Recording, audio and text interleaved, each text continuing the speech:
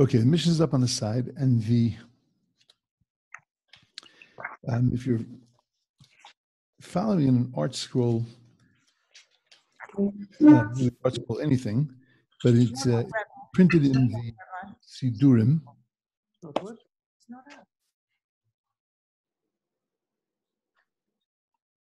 Yes,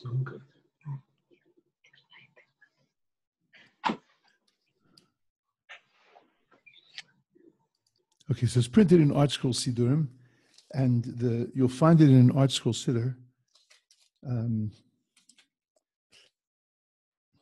Chapter 4, Mishnah 25. In other Mishnayos, you'll find it chapter 4, Mishnah 20. In my particular Mishnah that I'm using, it's chapter 20, but you'll find it as Mishnah number 25 in an art scroll Siddur or an art scroll Pirkei Avos, and it splits it actually into two Mishnayos, which is good because I was only planning on doing the first half of it tonight anyway. Okay, let's get stuck into tonight's Mishnah.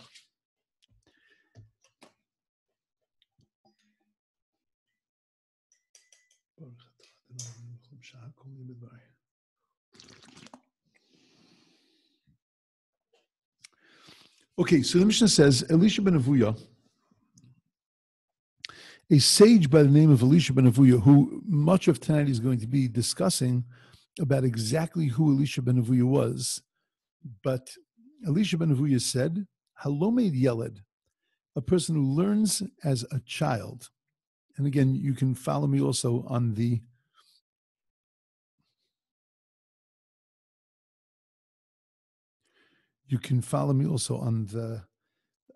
chat.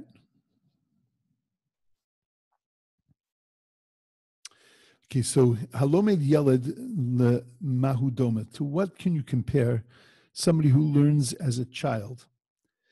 So he is Lidio Ksuv al Nir Chodesh, like ink that is written on new clean paper. V'Halomed Zaken, and somebody that learns when he is older. So lemahu doma, to what can he be compared? Lidio Ksuva al Niyar Machuk, to ink that is written on Niyar Machuk, that is written on erased paper. When you write something on erased paper, so then it's never clear. There's always that background stuff, and it makes it very difficult to see, even if you erase it well. But in the end of the day, there's always dirt on the paper, and it's always unclear. Okay, so let's stop here for a second and remember some very important principles.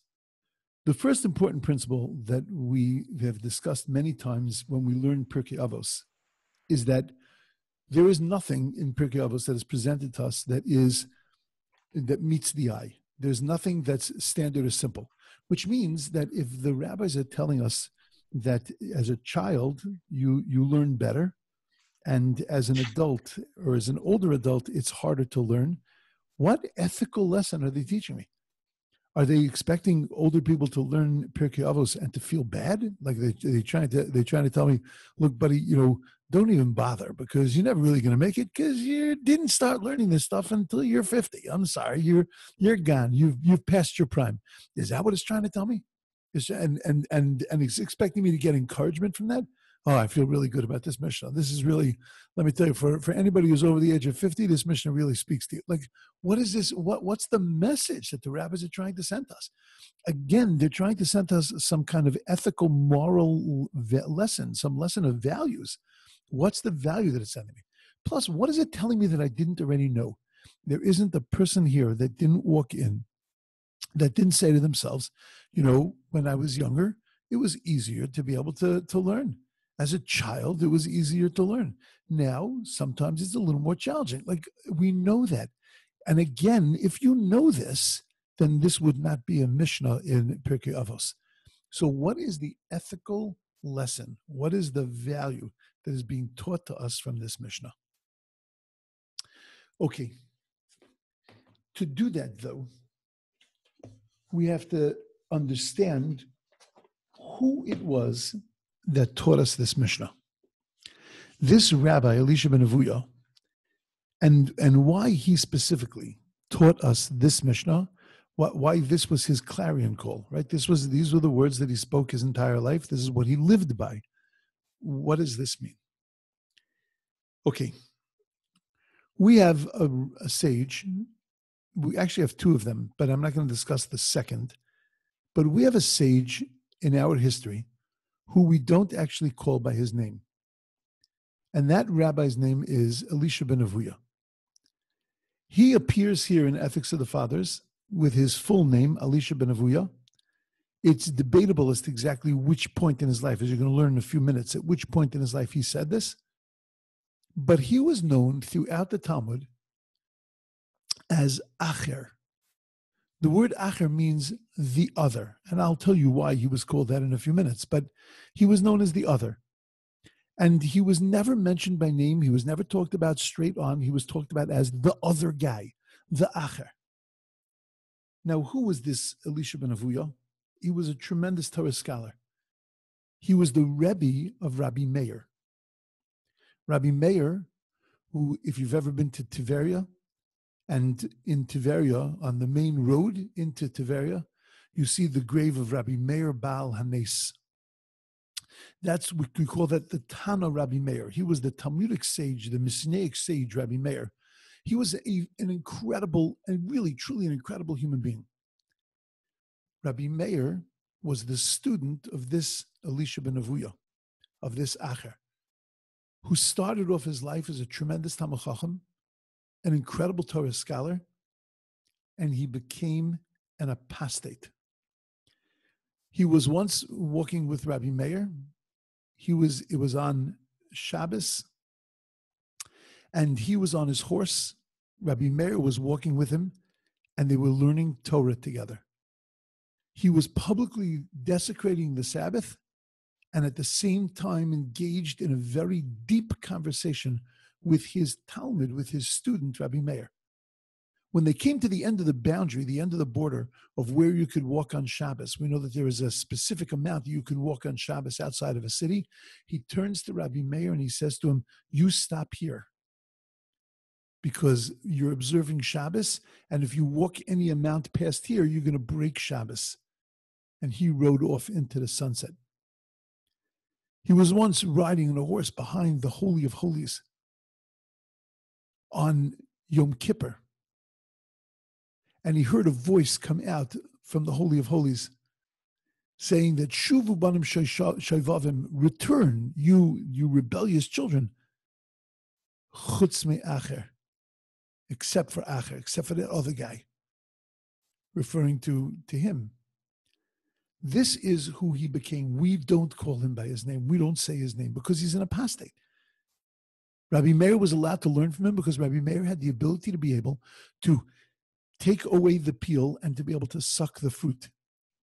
Rabbi Meir had the ability to be able to listen to the Torah of Elisha ben Avuya, to listen to the Torah of his Rebbe, and yet not be influenced by who his Rebbe was. Most people can't do that. And the Talmud said that if it wasn't for the great Rabbi Meir, then the rabbis would have put him in excommunication also. Because Rabbi Meir it was very dangerous learning from a person like this, like Elisha ben Avuya. So the question, of course, becomes, how did Elisha ben Avuya become Acher? What happened to him that he became Acher? So the Talmud says that it quotes a verse from Ecclesiastes, and it says that the end of a matter is good from its beginning. The end of a matter is good when it is good from its beginning. However, when it's bad from its beginning, it will be bad in its end. And from that verse, the Talmud goes on, the Jerusalem Talmud goes on to talk about the life of this Elisha ben Avuya. So we see already what's coming. We're smelling it. That when something starts off good, it ends off. It has a chance of ending off good. But when something starts off rotten, it ends off rotten. So the Talmud says the proof is what, and this Elisha ben Avuya actually in the Talmud said it about himself. He said, the proof of this verse is me. He said, because the day of my bris, all the rabbis of Yerushalayim were sitting and waiting. Which, by the way, you know this thing that we say about Jewish meantime? Right? In the meantime, we wait. You know, the Jewish affairs like brisses never start on time. Well, it's not like a new thing that just because we serve bagels and lox now, so it takes time for the bagels and lox to get there, so it starts late. That's not, this is, brissen have been late and delayed since the beginning of time.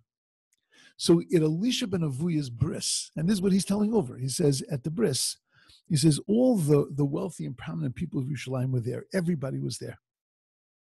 And everybody was waiting for the bris to begin. In the room were the greatest rabbis, the dream team of rabbis.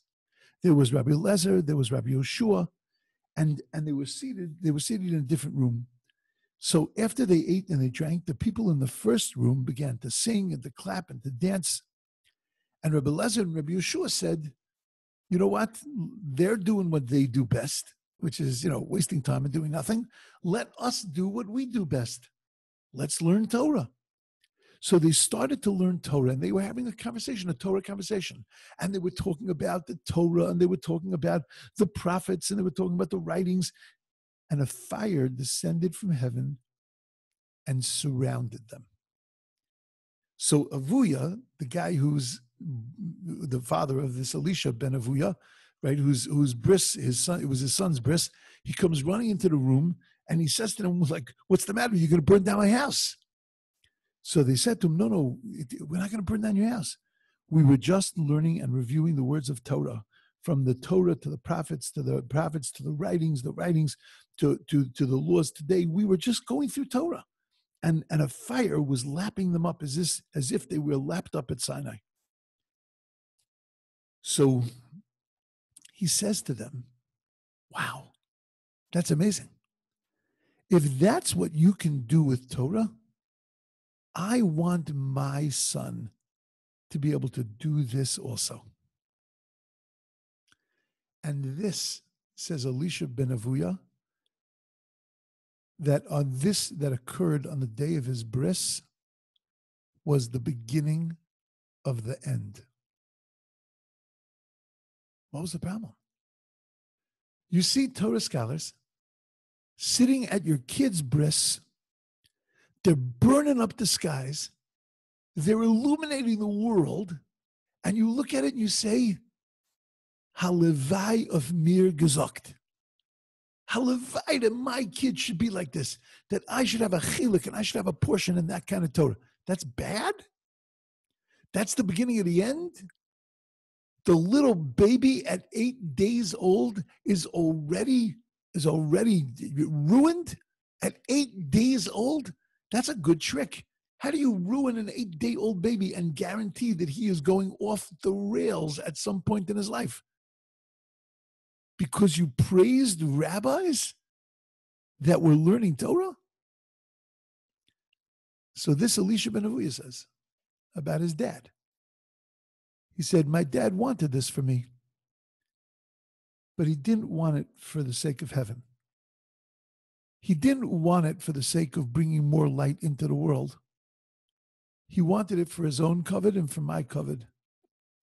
So that people should say about me and then ultimately say about him, look at his dad. Look at what kind of kid he raised. But not because he wanted to bring this kind of illumination into the world. He wanted to bring this kind of Torah into the world. It was strictly because he wanted to bring this kind of honor into himself. And in truth, that ruined this child. Because this child was brought up already from the beginning on erased paper. He was brought up already in an environment that wasn't pure, an environment that wasn't clear, an environment that wasn't based on the right kind of things. And when a child is raised in that environment, even in the nicest of homes, but when you're raised on erased paper, when there's something wrong with the very foundation, it's going to manifest itself later. You take a balloon and you squeeze a balloon. So it pops out. The air pops from one side. The air pops out because it can't stay. It can't stay where it is. It's got to manifest itself somewhere. It's got to pop out somewhere. If there is a rotten foundation, so then later it's going to show itself. The Talmud spends a lot of time trying to discuss and understand exactly what was the rotten beginning. So the Talmud goes back, the Babylonian Talmud, and says, it doesn't go all the way back to his bris. It says that where was his rotten beginning? His rotten beginning was as a child. It starts later than that. So where was his rotten beginning? That he once saw he saw somebody go up to a tree to send away to do the mitzvah of sending away the mother bird, but instead of sending away the mother bird, he actually took the babies from the mother bird. Now that's a transgression in the Torah. The Torah says that if you see a bird's nest, you're obligated to take the mother bird, send her away, and then take the babies. He took the babies and didn't bother about the mother bird. That's a prohibition in the Torah. It's against the Torah. Guy climbs down off the tree, everything is fine. The next day, he sees a dad turn to his kid and say to his kid, can you go up and perform the mitzvah of Shiluach HaKan, send away the mother bird? The kid goes up, sends away the mother bird, does it exactly the way he's supposed to do it. On the way down, the kid falls off the tree and dies. And Elisha ben Avuya looks at this and says, there is less din v'less dayon, there is no justice, there is no judgment, there is no truth in this world. I'm out of here. And it was because of that he checked out. There are others that say that the reason that he checked out was because we have a famous story in the Talmud of Arba Nichnasu lePardes, that there were 4 sages that went to Pardes. Pardes is some kind of spiritual experience, some kind of otherworldly experience. One of the sages, Rabbi Akiva, came out intact. One of the sages went crazy. One of the sages died. And Acher became an apostate because he saw things that in this celestial vision, things that didn't make sense to him, and therefore he had no answers for them.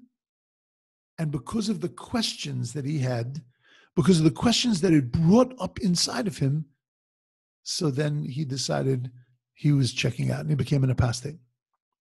But the Talmud's not satisfied because it doesn't go back far enough in his life. Those are not root things. So the Talmud says as a child, whenever he would stand up in the Beis HaMedrash in the study hall from his seat, so heretical pamphlets, heretical things, books would fall out from his lap, meaning that while they were studying Torah, he was also reading books of heresy. We say that when I was a kid, when I would stand up from my seat, so Mad magazine would fall from my lap. Right? That was my Newsweek. Right? It was my time in Newsweek was Mad magazine. Okay, but Elisha ben Avuya, it was heretical and apostatical kinds of pamphlets and readings and teachings. And that's the reason why he became an apostate. Not good enough, says the Talmud. So the Talmud says because he listened to secular music. Now, that's a whole story in itself. But he listened to secular music, and we're not talking about Beethoven's Fifth. We're talking about the Greek songs of the time and the Roman songs of the time, that not only was the music different than Jewish music, but the words and the messages that were sent in the music were antithetical. And therefore, they had an effect on his soul, because we know that music affects the soul of a person. And that's why we are selective in our music, because music has an effect on us, a very deep effect on us. And therefore, because he was listening to the wrong kind of music, that's why he became an apostate. That's why he went off the rails. Talmud says, not good enough. And the Talmud goes back even further and says that as a child, he nursed from a woman who was an idol worshiper. In other words, he had a nursemaid, and he nursed from a woman who was an idol worshiper. And then the Jerusalem Talmud tells the story about his bris. And the Talmud is satisfied because what the Talmud is telling us is that when you write on paper that is erased, when you build on a surface that is not a clean surface, so then by definition, you're building, what you're going to build from there is going to be shaky, and the problems are going to manifest themselves not at 5 and not at 10, but later on in life, the problems are going to manifest themselves, and sometimes they're going to be difficult to deal with and difficult to change. And that's why Elisha ben Avuya taught us this Mishnah. Elisha ben Avuya was not trying to teach us that, he wasn't trying to teach us that it's better to learn as a child than it is to learn as an adult. What he was teaching us is, because that everybody knows that. Anyone who's a little bit older is experiencing that. We know that. We get that. That's got nothing to, no Mishnah would teach me that message. What Elisha ben Avuya was telling me is if you want to learn something as a 75-year-old, if you want to learn something as a 50-year-old, you have to learn something with cleanliness, with a purity. It has to be built on a clean foundation. And foundations are critical. When raising children, foundations for our children are critical. When engaging in our own growth, the foundations that we lay for our own growth, those foundations are critical. There was a discussion that took place between two rabbis as to who was more responsible for saving the Jewish world. There was a period of time where Torah was being forgotten from the Jewish people. One of the rabbis said that what he did was that he went hunting. He went hunting. And he hunted a deer. He slaughtered the deer ritually. He then skinned the deer. He then spent many months curing the hides of the deer. And he made klaf. He made parchments. And he then produced the ink from which you write on those parchments. He wrote the book of Genesis, the book of Exodus, the book of Leviticus, the book of Numbers, the book of Deuteronomy. It took him an excruciating long time. He then took every one of those books and he gave them to groups of children. And he taught one group of children Genesis and one group of children Exodus, and then he switched. And then he switched again, and then he switched again, and then he switched again. And he taught this group the entire Torah. They grew up and taught others. And in that way, he saved the Jewish people. So the other rabbi looks at him and says, there's a fire in the house, and you're producing water? Like you're first going to figure out where you're going to get the water from. There's a fire. You go put the fire out. You do whatever has to be done to put out the fire. So you write it on a parchment of non-kosher parchment. You catch it in a trap that wasn't made of kosher materials. You do it whenever you have to do it. You do it quickly. You do it fast. You do it with speed in order to be able to save the Jewish people. What were you doing? So he said that when you're saving the Jewish people, every step of the way has to be done with kashrus, has to be done perfectly and purely. Because when you're setting a new foundation has to be strong and firm in order to be able to build on top of that foundation. And if there would have been desecration of the Shabbos involved, and if there would have been desecration of the laws of shechita, of slaughter, or of any of the other laws that were involved in the process of these Torahs and in the teaching of these Torahs, then they would not have worked. And the Jewish people would not have been saved. Because in order for things to work, in order for things to grow, the foundations have to be pure. This is true in every relationship.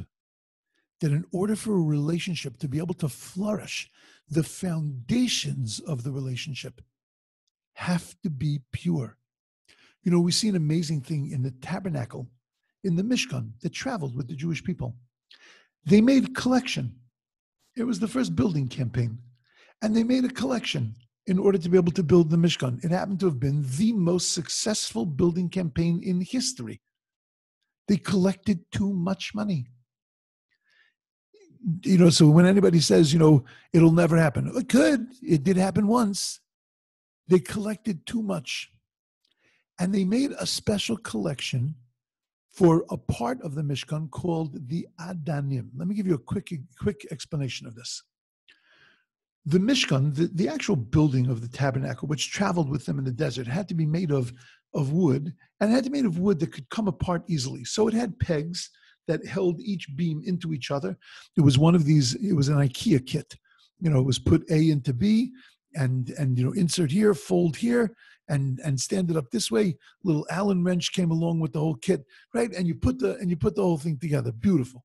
Now, when the whole thing came together, it had to, each piece, how are you going to keep two pieces of wood, even if there's a peg in between them, how are you going to keep them solid that a little bit of wind is not going to blow them over, or they're not just going to topple over? So you cut a slit in the bottom of beam A, and you cut a slit in bottom of beam B, and you insert like a cup into those two slits, and that cup is holding the two pieces of wood together. Brilliant. Those are called Adanim. They were made of silver, and they were the most beautiful silver, all to enhance the building of God. Well, there's only one small problem. The problem is that no one ever saw these Adanim, because these Adanim, when they traveled, they dismantled them. When they put the Mishkan up, there was a curtain that sat over the Adanim on the inside and on the outside. Nobody ever saw them. You didn't see these Adanim. So here you are, you spent good community money on something that was nothing more than just an aesthetic trapping that no one was ever going to see. Correct. It was aesthetic in that sense, but it was a lesson. It was the foundation of the temple, and the foundation of the temple needs to be pure, needs to be strong, needs to be beautiful.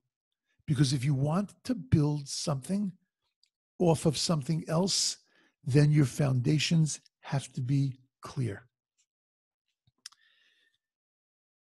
The reason why the sage was called Acher was once he heard God say, Shuvu Shovavim, return you backward children, backsliding children. And then with the extra line, Chutz me Acher, except for the other guy. So he said to himself, I'm nothing. I lost my portion in the world to come. I lost everything. Might as well go have a good time. And he went to find a prostitute. And he finds a very expensive prostitute. He commissions her. And she looks and says, wait a second. Aren't you Elisha ben Avuya? And he says, no. And he goes, and it was on Shabbos, and he picks something from the ground, and he gives it to her. When she saw him desecrating the Sabbath and wanting to sleep with a prostitute, she looked at it and said, oh, you must be Acher. You must be another guy. And that's how he got his name.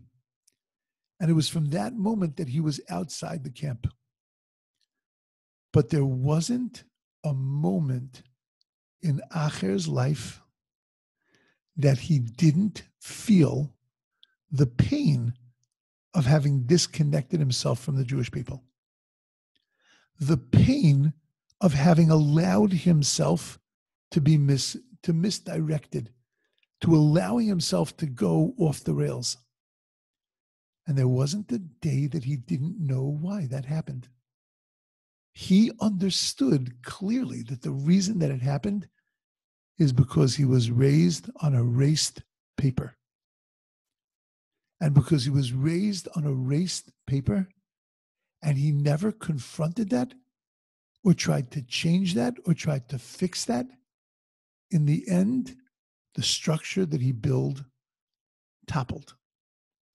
You know, the first case that we see this in the Torah is we see this by Lot and Abraham. God comes to Abraham and says to Abraham, Lech lecha me'artzecha, I want you to leave your land. I want you to leave your father's place. I want you to leave everywhere, and I want you to follow me. So Abraham says, fine. He goes to his brother-in-law, and he says to him, Lot, I'm leaving. You can come with me. Now, I want you to imagine this conversation. I want to ask you a question. Who do you think had a greater test, Abraham or Lot? We say that this was one of the 10 tests of Avram. This was a tremendous, tremendous test, a tremendous challenge to follow God. Tremendous challenge. Who had a bigger challenge? The one who God commanded, Abraham, or his nephew, Lot? So I think most people would say Abraham had a greater challenge. So I'll tell you, Lot had a much bigger challenge. I want you to just make a movie in your mind of this. Your holy roly uncle. Remember, your uncle is the guy, your brother-in-law, he was both. But imagine, your brother-in-law was the guy who refused to be an idol worshiper. He was the guy who got thrown into a fiery furnace because he believed in God. You know, there was once a Bugs Bunny cartoon that Bugs Bunny was thrown into a furnace. And, you know, they thought that he was going to burn up. And then the camera goes inside the furnace and you see him sitting there eating a carrot. And he's, watch up, Doc, right? In his classic Bugs Bunny sense. That was what happened to Avraham Avinu. That Avraham Avinu was thrown into this fiery furnace. For 3 days, he languished. Imagine being put into a kiln for 3 days. He comes out relaxed, comfortable. He had drink inside. He had the temperature was controlled. It was beautiful. It was like being in a great 5-star hotel. Obviously, miracles happened to him. Okay, but this is Avraham Avinu, who stood on one side of the world. The rest of the world was on the other side. This was Avraham Avinu, who was into outreach. He was changing over the whole world to monotheism. He was what we call a holy roller. Imagine your uncle, the holy roller, comes into your room one night and says, I'm going away. Really? Where are you going? I don't know. Okay. Why are you going? God came to me and told me I should go. Sure, uncle. What are you smoking? What are you talking about? God came to you? Who's God? He had no idea, Lot. For Lot to believe in God through Abraham, for Lot to believe in Abraham was massive. Let's look what happened at the end. Who became the father of the Jewish people? And if you're here tonight because you know the answer to that question, right? Who became the father of the Jewish people?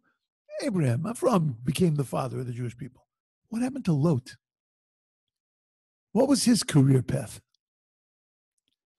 He became the governor of Sodom. Wow, that's like becoming the governor of Las Vegas.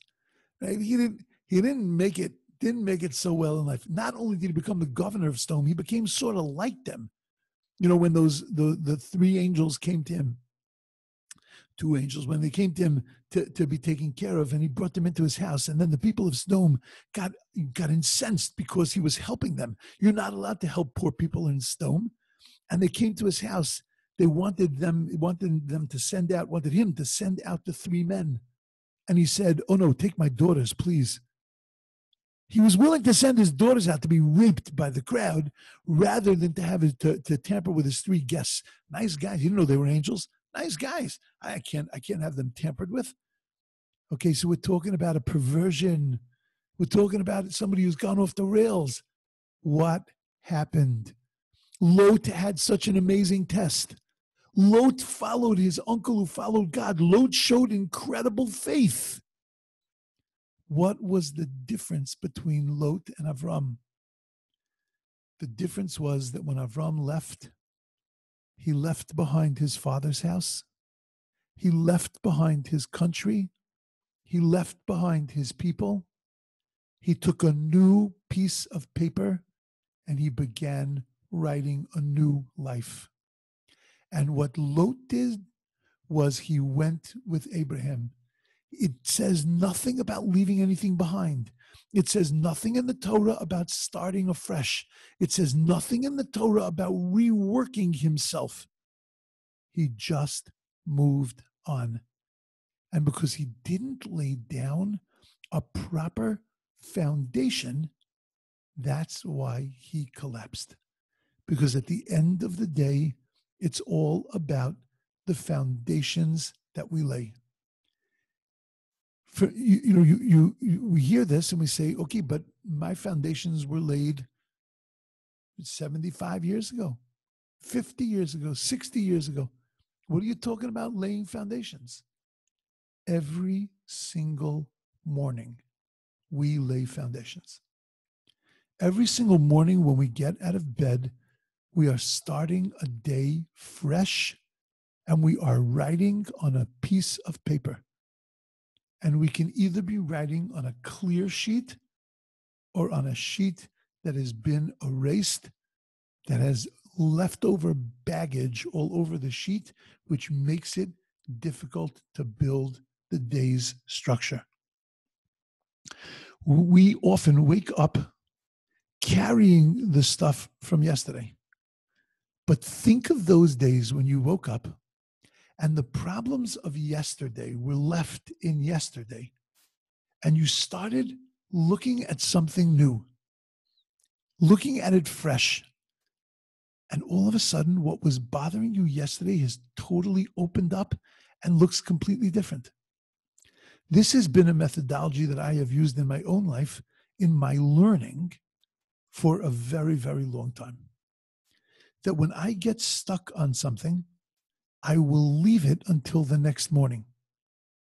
I wake up the next morning, I open up my Gemara, I sit down in front of it, and it's like a brand new page. And the problems that I had yesterday, they just disappear. I don't sit down saying to myself, okay, I had this problem yesterday, let me see if I can work it out. That is a dirty piece of paper. I sit down and I say, okay, let me learn this up. Let me look at this. And I look at it and it's fresh and the world looks differently. Every problem, every issue that we have in our lives, you wake up in the morning, you start again, and it's just fresh and new and different. Elisha ben Avuya walked around with this pain. He was acutely aware of what happened in his life and why his life self-destructed, because he knew that he was writing on dirty paper. And he could see it in his life. He could understand. That's why God said, Shuvu banim shevavim, every one of you should do tshuva, should return, chutz me'acher, except for acher. Now, would God ever say that? Would God ever say, except for acher? Is there anybody in the world that can't do tshuva? Is there anybody in the world that can't change? Yes. A person that keeps himself disconnected. A person that remains as acher, as the other person. A person who is disconnected from himself and has no confidence in the fact that he can rebuild himself. And that's exactly what acher heard. When God said everybody should return and do tshuva except for acher, he didn't mean except for you, Elisha ben Avuya. He meant except for people that are going to keep themselves on the outside, people that are not connected to themselves, people that have no confidence. That's what God meant. And that's who acher was. Acher had no confidence that he could wake up in the morning, pull a new sheet of paper, and begin over again. And that's what this mission is teaching us. This mission is not teaching me Learn when you're young. Don't do it when you're old. Don't wait until you're too old to start learning. That's not what the Mishnah is teaching me. What the Mishnah is teaching me is that you can always start on a fresh piece of paper. And when you do, whatever you're trying to build and whatever you're trying to create will be successful. But if you're just going to reorganize the past and you're not going to start something fresh with a strong foundation, so then that will never be successful. That's what I saw. That's what I saw as the message in this Mishnah. I have to apologize for those that weren't able to see the Mishnah.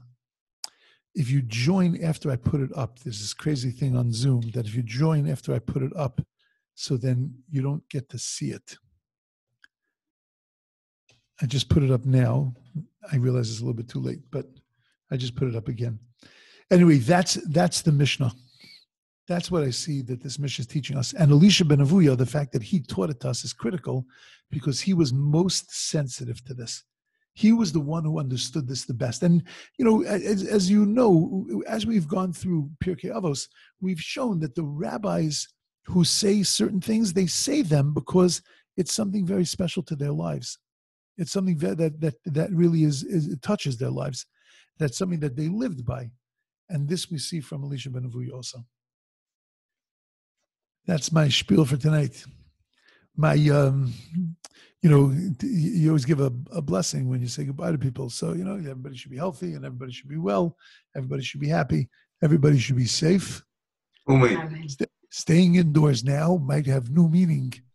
I do understand that most of us don't live in La Mesa, but nevertheless, we should be careful. It's just an amazing thing watching what's going on in America from the outside. When you're in the inside, and all of you are watching it, like you're sort of stuck on the details. Like you're looking at it and you're going, is it right? Is it wrong? Is it this? And when you stand on the outside, there's only one thing that you could say: we're living in an insane asylum. The world has gone mad. Because you're standing on the outside and you're watching this happening. You're not intimately engaged in it or involved in it. You're just watching it, and it's just an incredible thing. So again, I say to everyone, be safe, and be careful and stay sane. That's the most important thing. Stay sane and stay focused. Thank you, Rabbi. Thank you, Rabbi. My pleasure. Have a wonderful, wonderful night. And like always, it is so wonderful to see everyone, to see both your faces and your names. For those that, for those that were already in bed and couldn't show their faces. Right, I'm faceless. It was wonderful to see you all. Thank you so much. Thank you. Yeah, good to see you. Thank you very much. Thank you. My pleasure. Jonathan Ayers. Thank you.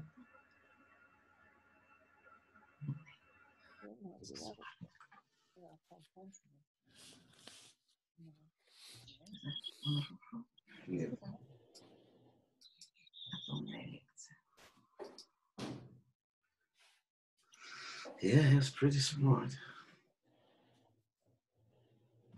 Okay. Hi, Bella. Hi, Claire. Hi, David. Baba Bella, it's nice to see you. Thank you. When are the Elmans coming to Israel? Oi. When can we come to Israel? Yeah, it's the $1 million question. We're trying to get Rena here, not for now. She's not Israeli. It's a problem. No. Yeah, they're only letting in Israelis. Need to make Aliyah fast. So that's what we spoke with the consulate, and they've been very helpful, but still saying no. But they said, does she want to make Aliyah here? I'm thinking, okay, maybe just say yes, and then I realized I can't do that. So I said no. It's like, I said the possibility always exists. Her parents live here. She could make Aliyah. It wasn't good enough for them. But listen, it'll ease up soon, God willing. Maybe we should just protest. Say it again. Maybe we should protest against the racists who don't let the other country in. I was thinking of burning down the Knesset. Yeah. I figured, it's been done. It's old hat already. Burning down things. Nah, it doesn't work. Yes. I don't know who's worse, us or the Israelis. But nobody's burning down anything here. No, I'm saying in terms of leadership. Oh, yeah, that's a Good night. that's a question that's beyond my pay grade. Yeah. All I can tell you is that there's an important message for the Jewish people. Just remember, a year and a half ago, it's not even a year and a half ago, a little over a year ago, when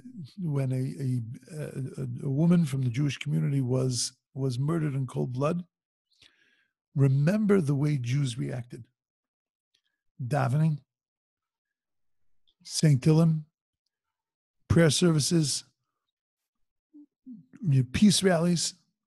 Just keep it in mind. And not to throw it in anybody else's faces, but to keep it in our own minds so that we remember that, we remember who we are and what our Torah does for us, what kind of people it turns us into. My thought for the day. Thank you. Okay, where are we holding? He does it every Monday. 94B. Mishnah. Good night, everyone. Good night. Good night. By the Mishnah. 94B. By the Mishnah. Right. Okay, let's rocketh and rolleth. Oh.